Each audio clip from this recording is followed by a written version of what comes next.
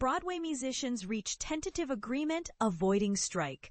Broadway musicians have reached a tentative agreement on a new contract, averting the possibility of a strike.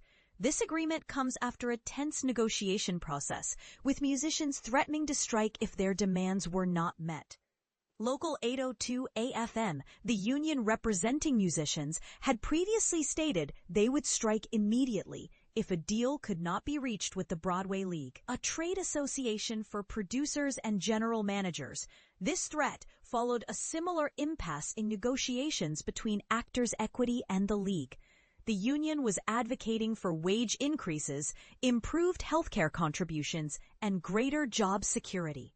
United in solidarity, Local 802 Broadway musicians are thrilled to announce that we reached a tentative agreement at 4:30 a.m. with the Broadway League that will avert a strike scheduled to begin later today. This 3-year agreement provides meaningful wage and health benefit increases that will preserve crucial access to health care for our musicians, while maintaining the strong contract protections that empower musicians to build a steady career on Broadway.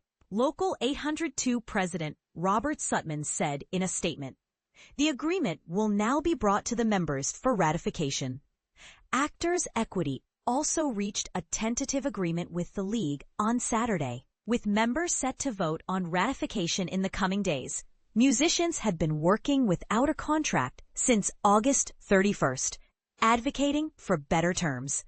The union was concerned about the potential loss of health care coverage and family coverage due to the current rate of contributions. They also pushed for greater job security, including maintaining current jobs and in-house contractors who find musicians for shows. During the negotiations, both actors and musicians highlighted the high box office grosses brought in by some Broadway shows this season and last. However, producers pointed to the higher costs of producing shows. Local 802 members voted overwhelmingly to authorize a strike if necessary, with 98% in favor.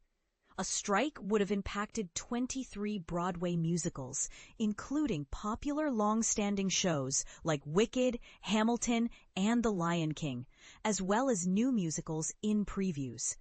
Ragtime, produced at the nonprofit Lincoln Center Theater and not under this contract, would have been the only musical unaffected.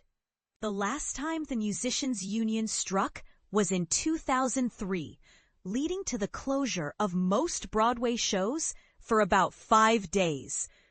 The IATSE strike in 2007 disrupted shows for 19 days.